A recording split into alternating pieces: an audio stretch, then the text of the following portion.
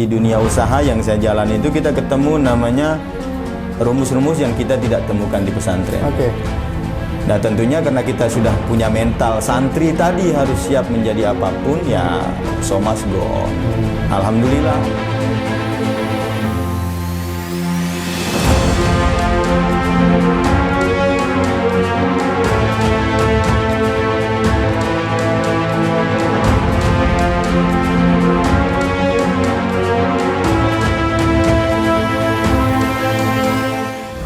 Assalamualaikum warahmatullahi wabarakatuh. Waalaikumsalam warahmatullahi wabarakatuh. Sahabat-sahabat Al-Mekah, terima kasih masih ketemu kembali dengan kami di program kita Pesantren Berbicara.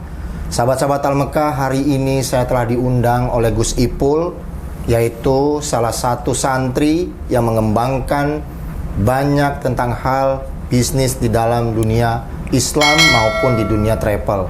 Hari ini kita telah berada di ruangan beliau dan kita mau berbincang dalam program kita Pesantren Berbicara.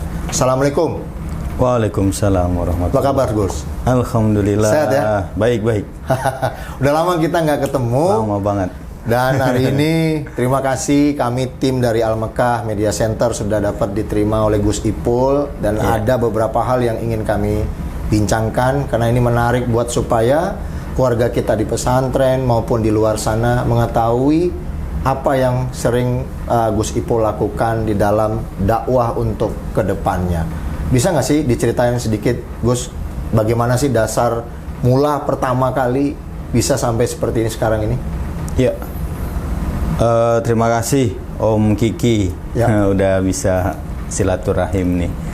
Ini juga kejadian yang luar biasa ya, bisa Pesantren Berbicara ini luar biasa nih programnya nih Om Kiki.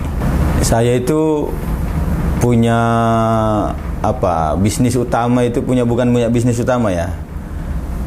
Orang-orang kalau santri biasanya kan suka identik jadi kiai ya. Kemudian punya pesantren gitu.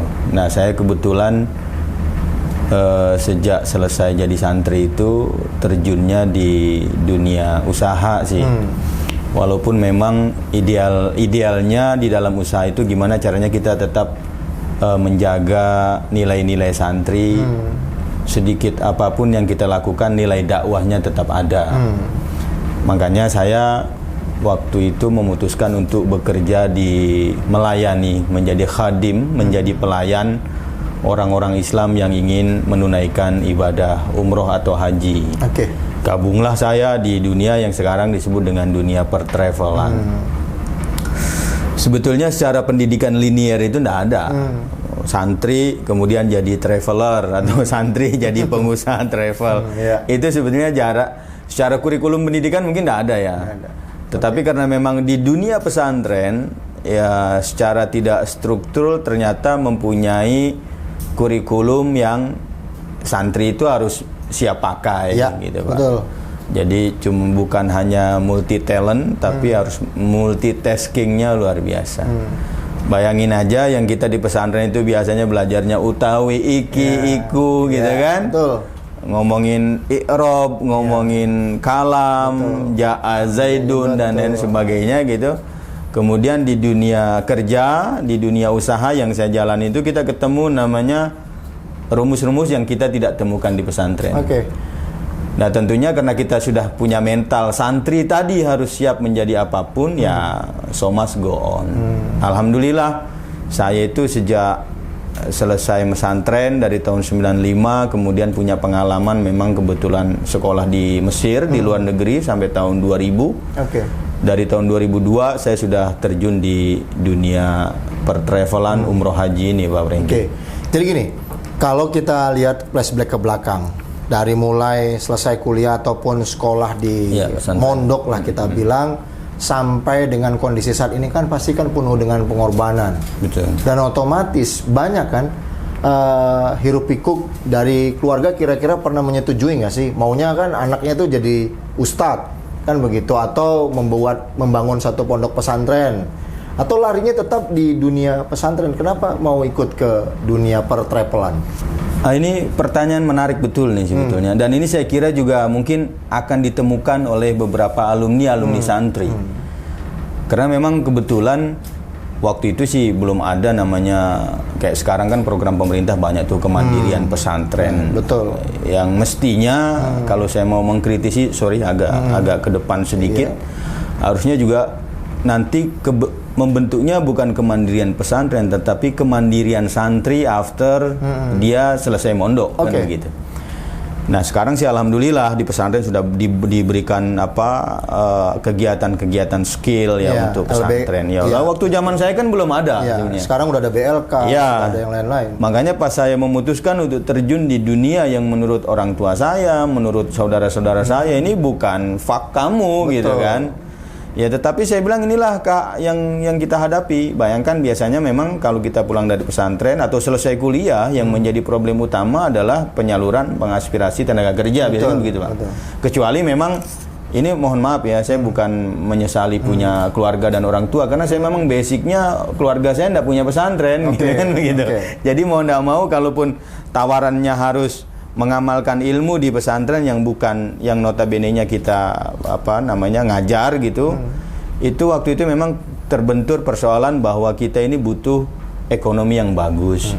Nah, santri itu kan simpel saja, kalau memang kebutuhannya ekonomi maka lu harus bekerja. Itu jadi logika formalnya alhamdulillah waktu itu saya berjalan, dan itu saya jelaskan kepada orang tua. Sementara ini yang saya butuhkan adalah ekonomi lah. Salah satu untuk mendapatkan ekonomi itu saya harus bekerja. Makanya selesai kuliah, saya mohon maaf, saya tutup buku pelajaran kuliah saya yang saya dapatkan sekian tahun itu untuk membakar jembatan. Kalau bahasa saya itu saya membakar jembatan ini untuk mencapai kesejahteraan ekonomi waktu itu. Yang ditakutin kan gini, orang tua itu pada saat meletakkan kita di pondok, dia berdoa kepada Yang Maha Kuasa meminta anaknya kelak meneruskan sebagai dakwah. Karena kalau dia lari ke bisnis, kan banyak ini godaan-godaan yang sehingga buku yang tadi di jembatan yang dibakar tadi ini bakal nggak bisa kepakai lagi untuk anak cucunya lagi nantinya, kan begitu. Nah, sehingga otomatis akhirnya Gus Ipul memilih untuk main bisnis di pertravelan ini kan, ini pasti otomatis nggak segampang membalikkan telapak tangan ini. Kan dunia travel ini harus modal padat, kan begitu ya.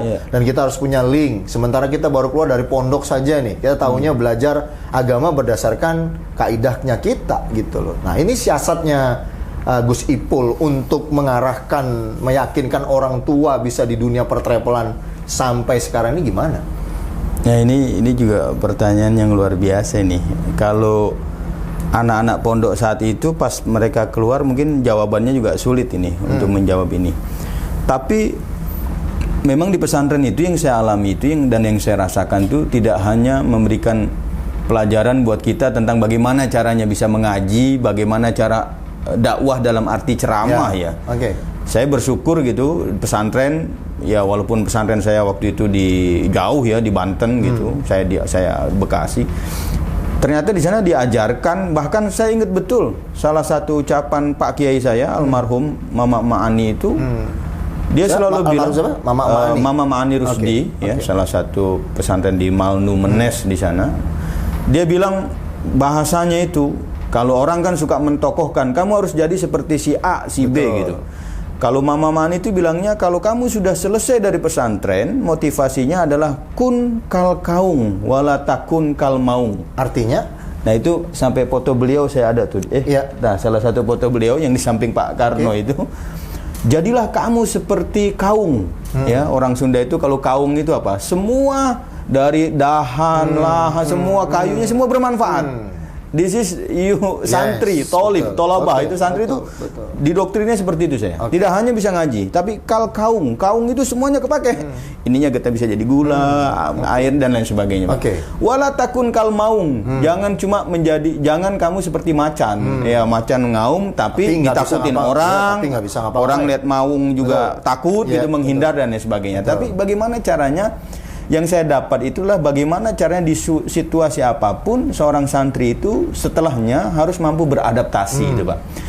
Nah makanya ketika saya terjun di dunia travel tuh, wah adaptasinya ternyata alhamdulillah mudah. Berurusan dengan orang-orang Arab ya, yang memang notabene-nya sudah pernah ke sana. Kita pernah ada di sana, bahasa juga kita tidak terlalu sulit, dan yang lebih penting lagi attitude yang kita diajarkan di pesantren itu ternyata di bisnis ini juga sangat terpakai.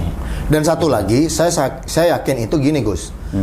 Di dalam dunia pertravelan haji apa umroh, baik itu bidang ibadah, baik dia mau ziarah ke makam Rasul ataupun dia mau traveling ke dunia wilayah timur, kan Gus Ipul itu memang membawa itu adalah pesan-pesan message-nya adalah untuk masalah kaidah, dan itu memang ajaran Rasulullah SAW di dalam agama Islamnya kita.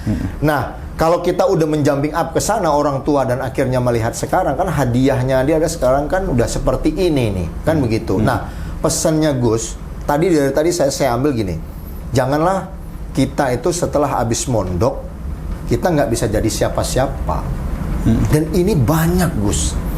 Gimana sarannya Gus Ipul terhadap adik-adik santriwan dan santriwati, kemudian para tokoh kita dan ajengan kita yang ada di pondok pesantren, agar bisa menjadi satu imun untuk adik-adik ini semua atau anak-anak kita ini kelak itu bisa mencontoh untuk yang baik, bahwasannya setelah mondok itu masih ada tempat yang bisa kita kerjakan, bukan untuk menjadi siapa dan bagaimana tadi itu. Nah, ini sarannya Gus Ipul seperti apa kira-kira? Biar supaya mereka ini punya satu kekuatan kalau mendengar ini, gitu loh. Ya, buat adik-adik atau siapapun yang masih di dunia pesantren ya, kita sekarang memang kadang-kadang cuma merasa bangga saja. Banyak alumni pesantren yang menjadi tokoh, ya misalnya yang udah jadi menteri, ya kan, jadi presiden bahkan. Tapi itu kan sekian ratus juta baru berat satu orang ya gitu. Justru PR-nya justru memang lebih banyak ya. Kalau kita di dunia pesantren itu dulu mungkin sering dengar ini Pak Franky, ada kata-kata yang namanya itu tadi al-muhafazu 'alal qadimi shalih wal akhdzu bil jadidil aslah. Jadi sesuatu yang baik yang ditanamkan oleh para kiai, orang-orang terdahulu kita harus selalu kita jaga, kemudian menarasikan, mensesuaikan sesuatu yang baru ini sejalan dengan sesuatu yang sudah diterapkan oleh orang tua kita dulu. Artinya apa? Santri ini mestinya, apalagi dengan zaman sekarang yang sudah serba disruption teknologi dan lain sebagainya, ini apalagi udah luar biasa gitu.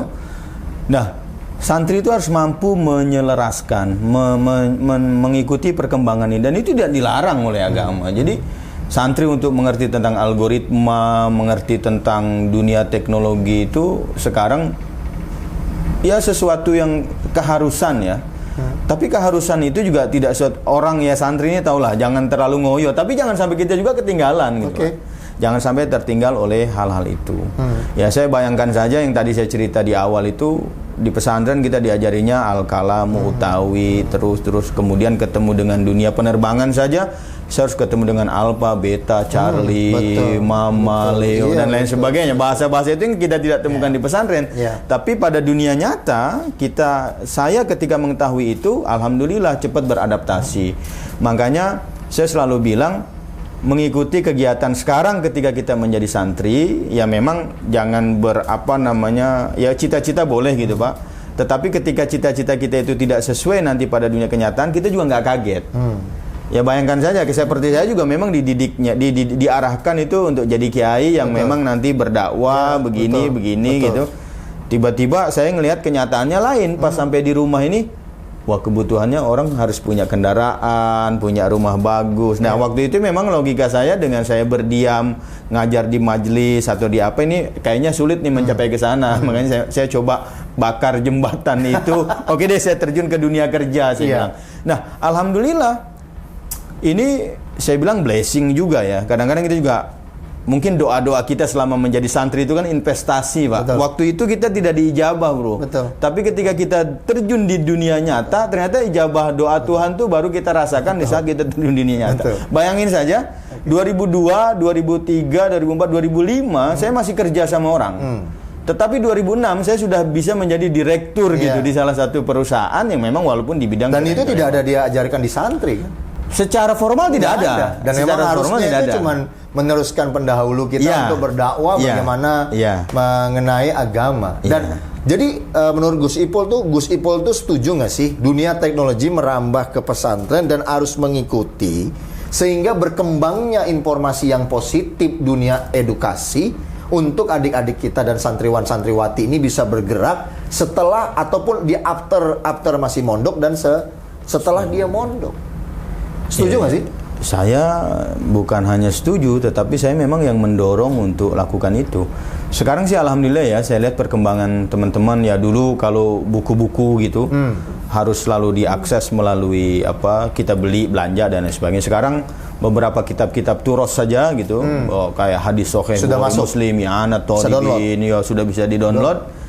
Tapi juga terus terang buat santri ini juga menjadi tantangan tersendiri ya, dengan dunia ada yang mengurangi beberapa kata itu tantangan tersendiri lah. Tetapi bahwa teknologi ini sangat berperan ya untuk dakwah, untuk memajukan dan lain sebagainya, ini saya sangat nggak usah jauh-jauh. Dipaksakan santri dalam 2 tahun ini tidak boleh mondok karena masalah COVID, Gus. Sehingga orang tua kewalahan untuk supaya anaknya ini mengerti dalam dunia yang namanya voice atau kita bilang Zoom, pakai Zoom lah ibaratnya, pakai teknologi. Nah, ngajinya pun juga, absensinya juga di pondok pesantren itu karena COVID itu ya akhirnya di rumah. Dan berarti suka tidak suka kan kiai juga pengen ketemu dengan santrinya, bahwasannya guru pengajarnya harus melakukan, tetap ini pengajaran hari ini harus tetap berjalan. Betul. Nah, semua orang kan gadget 500.000 kan juga sudah bisa pakai Zoom setidak-tidaknya. Nah, kalau kita lihat setelah COVID ini, ada nggak sih nanti bakal kita terus menggunakan sistem ini? Begitu nanti normal ini Pak Jokowi atau pemerintah memutuskan COVID sudah musnah, dibayar tuntas dan lunas, semua pengajaran kembali ke normal dan bisa tatap muka, baik pesantren, nggak ada lagi karantinaan, semuanya udah mondok lagi seperti biasa. Apakah nanti akan diulangin nggak kira-kira? Terpakai nggak yang 2 tahun ini? Atau sirna begitu saja pelajaran itu? Enggak, saya kira nggak bisa ya. Penyesuaian itu pasti akan tetap terjadi. Dan saya kira dunia hybrid ya, dunia hybrid ini akan terus berjalan. Kalau kita ambil hikmahnya pandemi saja, ini sekarang banyak bertumbuhan pesantren-pesantren virtual, Pak. Betul. Ya, persoalan kita kan kadang-kadang mau membangun pesantren, keterbatasan lahan terutama di kota ya. Ini saya kalau pengen boleh menyebutkan orang, tapi saya tidak sebutkan. Selama pandemi ada salah satu kiai yang setiap kali pengajiannya itu bukan follower, yang ngikut kegiatannya itu lebih di angka 500. Itu rutin setiap malam Jumat dan setiap malam Selasa. Yang menonton? Dan mengikuti, aktif itu, Pak. Tidak hanya Bapak boleh nanti dia main di mana? Di IG kan? Di Facebook. Di Facebook. Berarti dia langsung live ya? Di Facebook live. Dan materinya luar biasa. Nah, di situ saya ya, karena memang basicnya tadi pesantren kewirausahaan, saya bilang so once time no need. Kita tidak perlu bangunan pesantren yang mewah, tetapi kita bikin model kayak begini, begitu mewah, orang mendengarkan dengan ini, interaksinya tetap terjadi, dan itu lebih menarik. Dan indahnya lagi, Pak, itu tidak dibatasi umur. Kalau di pesantren, you mesti umur level pendidikan. Saya lihat di pengajian itu, ternyata pas saya lihat-lihat itu, pendengarnya luar biasa. Dan itu di berbagai level. Ada mereka karyawan, ada mereka direktur, ada mereka PNS, ada mereka pejabat bahkan. Karena memang tokoh yang muncul itu lumayan terkenal dan idenya, wah ini kalau santri bisa pesantren kemudian bisa menghasilkan punya output talent kiai yang model begini, saya kira urusan kita yang klasik-klasik ini bisa selesai itu sebetulnya. Nah, ini makanya teknologi bukan buat saya dan buat pesantren. Oke, Pak. Sekarang saya saja nih ada kegiatan haul, kegiatan Maulid Nabi yang harusnya kita selalu, ya memang kadang-kadang berkahnya beda katanya kalau kita direct ketemu, tetapi kan bayangkan saja kita punya kegiatan lain tetapi masih bisa tetap hybrid, bisa menghadiri kegiatan itu, so what, kan begitu. Jadi gini, sahabat-sahabat Al-Mekah semuanya, Gus Ipul tadi mengatakan ada 4 yang menarik buat saya, yaitu pelajaran itu tidak pernah dapat ada di pesantren sehingga beliau itu maju ke bisnis, dan kemudian teknologi ini masuk pesantren, beliau juga sependapat agar bagaimana semua orang yang mengikuti pengajian itu bisa lewat virtual dan kemudian masalah-masalah klasik itu bisa selesai dan sehingga ilmu itu bisa dihybrid untuk ke depan lagi. Dan ini lagi, jadi gini, Dan gini Gus, tadi kan Gus mengatakan bahwasannya kalaulah memang dibikin seperti itu, kan moto dari pesantren itu jadi hilang. Itu gimana kira-kira? Moto pesantren hilang yang mana, Pak? Ya kan kalau kita bikin virtual kan, seperti pesantren itu kan harusnya mondok. Oh iya. Jadi mondok itu kan itu yang diinikan, akhlakul karimah ini yang paling besar. Iya. Banyak orang tua itu udah speechless dengan anak terkadang yang nilai rata-rata ya. Mohon maaf itu akhlaknya bukan kepintarannya. Akhlak nilai rata-rata anak kita ini suka udah melebihi batas. Sehingga dikirimlah anak ini biar supaya akhlaknya menjadi tahu bagaimana tidur menggunakan kasur yang seadanya tanpa menggunakan AC, kemudian bagaimana makan bisa beramai-ramai dan dia bisa tahu yang namanya sopan santun untuk keluarganya, bagaimana dia bisa bergotong royong sesama membersihkan halaman pesantren. Kan ini yang dituntut di pesantren. Karena kitab kuning dan lainnya itu kan otomatis mengikuti, itulah adalah masalah pelajaran merekanya. Iya, itu dia Pak. Makanya saya bilang sesuatu yang baik yang diajarkan ulama-ulama dulu harus tetap terpelihara. Ya. Tetapi ketika ada disruption yang baik, ya kayak teknologi segala macam, ini santri juga harus bisa mengikuti ya. Iya, baik. Betul. Bayangin Pak kalau semua teknologi ini bro dipegang sama orang-orang non santri misalnya, kita hanya sebagai penikmat dan lain sebagainya. Di dunia saya saja nih, di dunia usaha travel, ini saya mau cerita. Saudi Arabia itu punya rencana pada tahun 2030 itu rencananya mampu mendatangkan 30 juta. 30 juta? Iya. Sementara sekarang udah berapa? 30 juta pendatang itu pengunjung ya di umroh haji dan wisatawan lain. Sekarang itu sebelum pandemi lah 2020 ke bawah. Terakhir itu angkanya baru 7 juta. Dan Indonesia menempati di 1 juta sekian ya. Posisinya kedua setelah Pakistan. Pakistan lebih banyak. Yang ingin saya sampaikan, ini menjadi target utama Saudi bahkan ini masuk blueprint sebagai kebijakan negara Pak. Jadi negara dia tadinya negara petrodolar dengan penghasilan minyak, dia rubah negaranya, platform negaranya ini menjadi negara jasa. Target utamanya adalah mendatangkan orang untuk mengunjungi Saudi sebanyak 30 juta pada dalam 1 tahun ya, pada tahun 2030 yang disebut dengan Saudi Vision. Ya, jadi Saudi Vision itu udah jalan sebetulnya, kemudian dihajar sama Covid. Apa yang ingin saya simpulkan? Mendatangkan 30 juta manusia, baik umroh atau haji, this is impossible without the technology. Betul. Itu sangat mustahil tanpa teknologi. Yes. Dulu kita kalau mau umroh, saya tahun 2002, 2003 itu kalau umroh kita bawa paspor ke kedutaan, kemudian ditempel visa, cap, dan datang ke Saudi, datang ke Saudi, digotong lagi. Itu udah nggak mungkin untuk melakukan itu. Tahun 2019 sudah mulai berubah, pakai visa elektronik. Sekarang Saudi apa? Investasinya miliaran dolar untuk bikin GDS, Global Distribution System. Ya. Makanya kalau saya sekarang cerita, kenapa Indonesia masih udah dibuka tapi belum masuk nih konteks sekarang ya, saya loncat gitu, sorry. Karena memang Indonesianya belum siap. Saudinya juga harus, karena ini kan akan menjadi dilihat oleh semua oleh dunia. Makanya saya bilang teknologi ini menjadi sangat penting. Dunia semua mau melakukan itu. Teknologi Saudi yang dibilang dulu kolot, mohon maaf ya, dia dibantu sejarah Saudi kita tahu sendiri gitu ya. Anak-anak santri bagaimana gitu tahu sendiri. Tapi sekarang dia sudah merubah arah kebijakan negaranya untuk membuka diri. Nah, makanya ini karena judulnya pesantren berbicara, bagaimana saya itu ngebayangin coba ajengan-ajengan di daerah itu bisa kita akses, kalaupun beliau sulit mengakses teknologi, kita yang mengakses beliau-beliau tuh. Kalau pengen umroh itu tidak sulit-sulit, kita juga pengen itu gitu ya. Bagaimana caranya mensukseskan? Kan di daerah itu kadang-kadang mau bikin ini aja susah harus padahal sekarang semuanya sudah bisa dijangkau. Ya sama gini Gus, saya udah jalan kurang lebih sekitar 30 kecamatan. Jadi satu daerah itu mungkin bisa 1000 sekian pondok pesantren, baik yang tipe C maupun tipe B. Kalau kita udah lewat ke kota sedikit di satu daerah itu, dia komunitasnya sudah besar. Sebenarnya fasilitas yang dibutuhkan mereka itu pertama adalah signal, yaitu adalah bagaimana caranya mereka bisa mendapatkan mengupload dokumen-dokumen mereka itu dengan menggunakan tempat yang betul-betul baik gitu. Nah, Contohnya saja, mau ngeprint saja, kalau habis tinta, dia tuh harus keluar kurang lebih sekitar 60 kilo dari lokasi. Tapi yang diajari di sana, Gus, itu ada 200 murid dalam per satu periode. Gitu loh. Nah, sehingga menurut saya ini perlu yang seperti kayak gagasan Gus tadi. Apakah mungkin ajengan ini bisa mendapatkan materi terhadap travel umroh yang nanti direncanakan? Dan kalau bisa, ya, ajengan ini juga bisa diajak sedikit polarisasi edukasi bisnis. Iya, saya kira itu juga memang salah satu problem lagi tadi.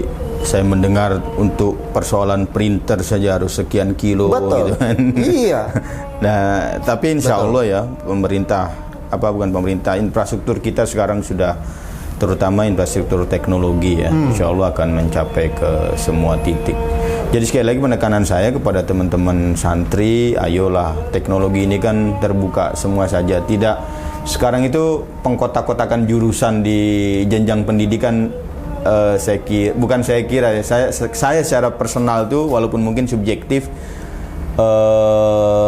agak sulit diterima karena teknologi ini betul-betul open, maftuh, terbuka kepada siapapun yang mau. Jadi mohon maaf, sekarang saya banyak menemukan teman-teman yang di daerah terpencil tapi dia punya sinyal, dia punya handphone, ternyata hidup mereka. Ya dengan akses teknologi tadi gitu ya, betul. Saya kira. Nah, ini makanya jangan sampai alumni-alumni pesantren nanti setelah dari pesantren karena mengandalkannya itu tadi ya, diajarkan untuk tidak produktif ya, gara-gara tidak mampu mengendalikan teknologi, akhirnya produktivitas juga menjadi turun. Jadi gini Pak Gus, jadi saya juga banyak menemukan bermacam-macam ragam pesantren dengan komoditi UMKM mereka sendiri, bagaimana sektor dagang untuk mendapatkan hasil itu tidak ada yang menurut saya itu sama cara sudut pandangnya kayak kita. Tapi saya menghormati para ajengan ini. Kalau untuk akhlakul karimah dan arti kata Al-Quran dan hadis ataupun yang ada di kitab kuning, itu sudah tiap hari makanan teman-teman semuanya. Tetapi saya pengen mendorong sedikit. Saya pernah ngomong beberapa ajengan, kurang lebih kalau nggak salah ada 50 ajengan. Saya setiap kali ngobrol, Pak Ustadz, gimana kalau bisa dibikinkan? Kami nggak punya sarana. Kami nggak punya tempat lobi-lobian. Kami nggak punya untuk menjembatani ke Kadin, untuk UMKM. Kami nggak punya untuk jembatan untuk ke politis, untuk ibaratnya kami bisa dapat wejangan. Atau kami nggak pernah dikunjungin untuk kegiatan-kegiatan edukasi yang seperti dilakukan Al-Mekah.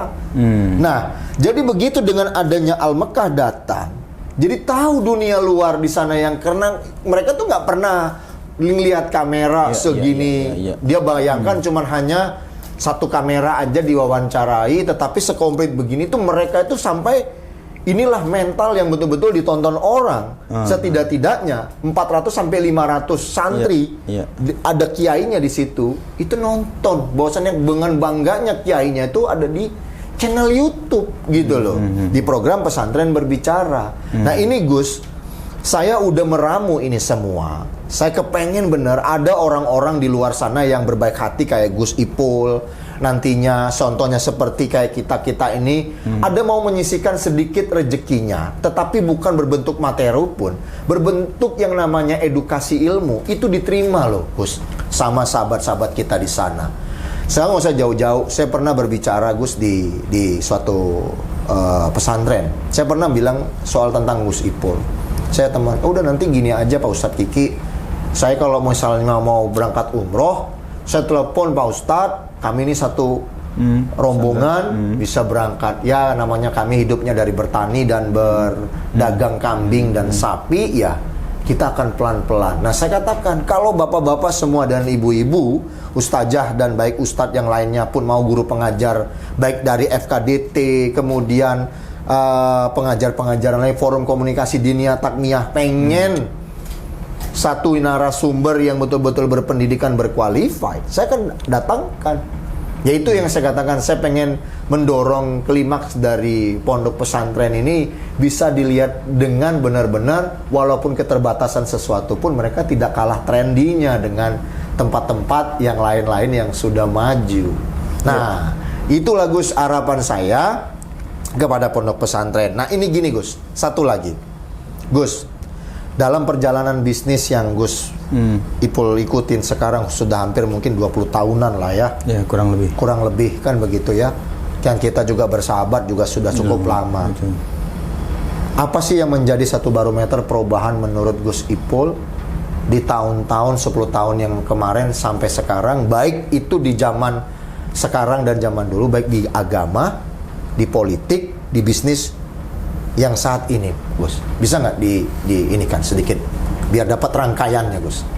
Nah, ini kalau saya mau cerita tentang ngebuka saja ya sedikit ya tentang saya itu. Di pesantren itu kan diajarin yang namanya istiqomah, Pak. Istiqomah itu konsistensi ya. Saya memang ada 3 ya. Satu memang jujur ya, kejujuran, kemudian sama doa. Yang satu lagi itu di dalam bisnis itu ulet ya. Ulet itu apa namanya? Ya, konsisten passion lah. Ya, passion, betul. fokus ya. Fokus. Fokus. Saya fokus memang di sini, walaupun ya saya sih selalu tidak pernah bilang bahwa saya berhasil gitu, enggak juga gitu. Dan Tetapi perlu itu dilihat. ya, tapi dirasakan saja menjadi kalau kita bicara key kuncinya gitu ya, barometernya gitu. Oh, saya bisa yang notabene-nya santri bisa selevel kok dengan perusahaan-perusahaan travel yang sudah begini. Jadi saya ngitungnya di situ. Nah, kenapa ini menjadi penting? Saya di 2014 itu sempat kecolongan soalnya. Bukan kecolongan, nah, itu salah satu perjalanan yang ketika saya merasa ada di rel, kemudian saya pindah rel gitu. Saya pernah masuk di dunia politik waktu itu. Walaupun politik yang saya lakoni itu blessing given. Ya mungkin itu tadi berkah saya menjadi santri ya. Orang biasanya kalau mau jadi caleg saja susah. Nah, ini saya jadi caleg suruh masuk, dan calegnya bukan kelas ece-ece lagi ya, di kabupaten ini, tapi saya langsung, DPR RI gitu. Yang saya belum pernah terjun di dunia politik itu, tapi saya ini bakti lagi sama Kiai. Saya ketemu Kiai di Mekah. Berdua saya waktu itu, ingat betul tahun 2014. Bo ya, kamu belum pernah terjun ke politik, ya sudah masuk sini aja, tapi target kita tetap bisa nyampe ke Senayan. Dia bilang begitu kan, optimismenya seperti itu. Yang satu kawan saya santri juga, tapi karena 2009 dia sudah pernah masuk dan gagal. Ya sudah, kamu tetap pakai kendaraan itu. Sampai kendaraannya kita dikasih. Dan mohon maaf, itu adalah dua partai politik yang memang tidak berbasis Islam. Ya, udah kamu di sana. Yang penting kendaraan yang kamu naikin itu lewat Senayan, masuk Senayan. Jadi bahasa dia, Bo ya naik untuk apa naik Mercy kalau ndak lewat Senayan? Mau kamu naik gandengan tapi naik masuk Senayan, atau kamu naik beca tapi bisa masuk Senayan, ya sudah. Jadi logika yang sangat sederhana oleh Kiai disampaikan. Akhirnya saya ya tentunya bukan keputusan sendiri juga, saya tertarik, dan ini saya bilang challenge-nya luar biasa nih, saya bilang gitu kan. Di balik itu dilakukan seperti itu. Dan apa hikmah di balik semua itu sehingga ini kan kegagalan. Meninggalkan. Ada utang lagi. Nah, udah setelah itu diurungkan dan akhirnya memang ya sudahlah, ada hikmah di balik ini semua. Saya waktu itu simpel, Pak. Tahun 2014 selesai. Akhirnya balik lagi. Akhirnya ya balik lagi. Tapi memang sebelum balik itu saya memang kembali lagi ini, Pak, ke Mekah saya. Ngecasnya tuh di situ. Saya sampai waktu biasanya saya kalau di Mekah itu kan cuma berapa minggu gitu. Nah, ini saya dari pas selesai waktu itu saya ingat betul pengumuman tuh bulan Maret atau April ya, tentang hasil itu. Pas saya nggak hasil menjelang Ramadan, saya masuk, sebelum Ramadan saya masuk ke Mekah. Tinggal lagi di sana ya, di rumah lah, kebetulan kita memang masih ada rumah di sana ya, rumah teman-teman gitu yang kita biasa tinggal bersama. Sampai Lebaran pun saya di sana. Saya memang sendiri, nggak ngajak anak istri. Pulang dari sana ya sudah, we must go back. Kita harus kembali lagi untuk BDK, Pak bahasa, berdamai dengan keadaan gitu ya. Tapi masih terngiang-ngiang gitu ya. Iya, terngiang-ngiang. Move on-nya tuh berapa lama kira-kira, Gus? Saya setelah karena kebetulan setelah dari sana kemudian dilanjut ke Pilpres ya, segala macam gitu. Aduh, akhirnya ya saya alhamdulillah juga ada jalan ketemu ya itu pergaulan gitu ya. Ada salah satu teman juga ya, tokoh. tidak tokoh nasional sih, cuman Ya, dia tapi, inilah. ya, oke. Dia cuma bilang, lu ngapain sekarang? Saya bilang, akhirnya beliau memang nawarin. Saya bilang, saya mau kerja sama kamu asal saya digaji sekian puluh juta. Oke. Saya bilang, karena ada ini. Ya. Ketawa dia. Ya sudah. Saya bilang, saya ada utang sampai 2 sekian Ya. miliar gitu bekas ini. Ya. Dan saya menerjemahkannya itu uang, apa, kalau bahasa orang jin dimakan setan. Gitu. Sekarang saya mau cari uang dari iblis. Ya. Dan itu betul loh, Pak. Oke. Desember tahun berapa itu utang saya yang segede itu Iya. lunas, Pak. Insyaallah. Dan setelah itu saya balik lagi mundur gitu. Oke. Mundur dari itu ya akhirnya gini ya, balik ngurusin travel. Jadi kapok udah nggak? Saya bicara sama orang kapok sih tidak, Iya, Pak. saya nggak gini. Saya ngeliat Gus itu masih punya satu keyakinan, Gus. Mungkin menurut saya nggak di sekarang gitu. Karena kalau sekarang Gus, kalau ikut berpolitik sekarang lagi nggak tepat gitu loh. Menurut saya nih ya, saya bukan anak pesantren, tetapi setidaknya saya sebagai sahabat Gus dan saya banyak juga ngelihat kondisi dunia politik terutama di Indonesia. Nah, saya rasa belum saatnya Gus, kalau menurut saya. Tapi nextnya nanti mungkin ya makin menambah nih ilmu, rezeki, kemudian kekuatan barometer. Jadi sehingga Gus itu pada saat untuk mengikuti politik itu udah nggak memikirkan lagi untuk masalah yang lain-lainnya. Jadi langgengnya itu udah memang benar-benar buat konstituen nantinya. Mungkin Allah mau mendidik Gus di situ kali.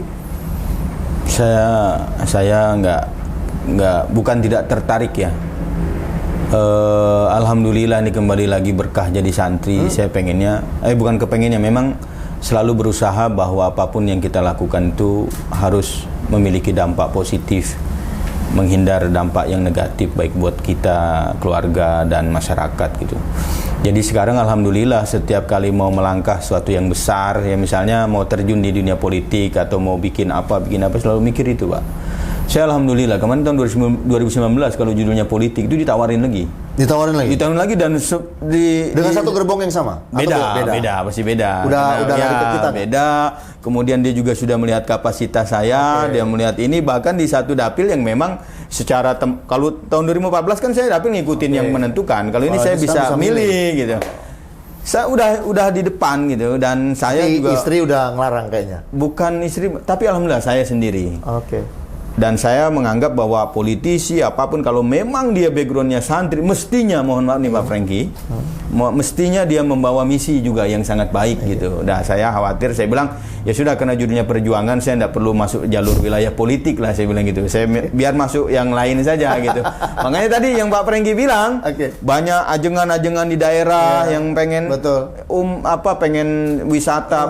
Dia kan selama ini, mohon maaf Pak Franky, di kitab kuning itu banyak misalnya cerita Syekh Juwaini, mazhab Imam Syafi'i, Imam Hambali. Belum ke sana. Nah, itu yang saya kira salah satu dakwah yang kita yang memang sudah bukan expert, yang sudah terjun di dunia ini. Bagaimana caranya ajengan dengan budget yang begitu minim, tapi saya bisa menghantarkan mereka ke sana.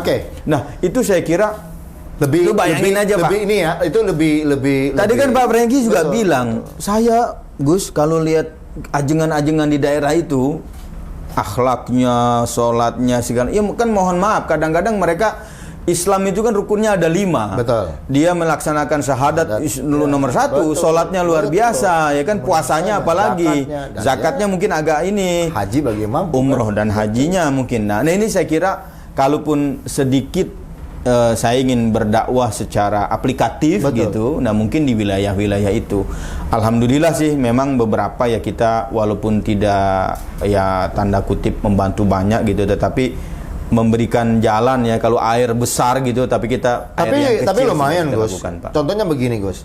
Saya datang ke 249 pondok pesantren. Itu dikalikan 5 saja Gus. Itu sudah dari pengurus saja, ketua, pengurus, bendahara, sekretaris, pengajar, itu 5-5-nya. Saya katakan hari ini mereka rezekinya itu tipe B, bukan tipe C. Dan mereka sudah modernisasi, HP-nya sudah gadget. Dan cuman tidak ada orang yang mau menyampaikan ke sana untuk memberikan edukasi. Jangan ceplak-ceplak, weh mau umroh apa enggak? Kan nggak bisa. Ini kan ada tausiahnya. Jadi gini, sahabat-sahabat Al-Mekah, para ajengan semua yang saya hormati, yang pernah kita podcast bersama di pesantren berbicara. Saya hari ini berada di tempatnya Gus Ipul. Gus Ipul ini adalah salah satu santri contoh yang sudah mengembangkan di dalam dunia bidang pariwisata, baik itu haji maupun umroh, dan itu bisa diinikan. Dan Gus Ipul mau mengajarkan edukasi ini kepada semua para ajengan dan para pengurus agar ada sedikitlah nanti nilai-nilai apa yang disampaikan itu di dalam Alkitab kita juga bisa langsung tercipta. Dan Gus Ipul mau mengantarkan dengan biaya minim pun itu masih bisa terjaga. Kan begitu loh. Cuman kan ini katakan gini, ini adalah semuanya bukan untuk kita mau menjualan dagangan-dagangan yang notabene nggak begitu ini ya. Pak Franky, kan saya gini, ini mumpung masih ada siarannya, saya tidak tos-tosan sama teman-teman penyelenggara travel umroh haji. Tapi saya lihat pergerakan ekonomi itu dengan Saudi membuka rencana, dan itu sudah masuk visi mereka tahun 2030. Kalau sekarang umroh setelah pandemi ini serba semua dengan teknologi, Pak. Agak lebih rumit memang travel kecil untuk bisa memberangkatkan, karena harus sudah provider IATA, IATA betul sih. Kemudian semua sahabat-sahabat Al-Mekah bisa lihat di belakang saya ini adalah asli dan tidak ada yang bikin-bikin, dan ini penuh dengan darah dan perjuangan. Dan saya kenal sama Gus Ipul ini sudah mulai dari tahun 2014. Jadi harus sudah IATA, kemudian harus sudah punya kerjasama dengan muassasah. Jadi kalau dulu orang gampang. Nah biasanya saya kan suka dari daerah itu datang ke Jakarta, ke agen A, agen B, biasanya begitu. Nah ini insya Allah akan lebih transparan lagi. Dan saya bilang sama teman-teman, bos, tahun ini memang umroh mahal.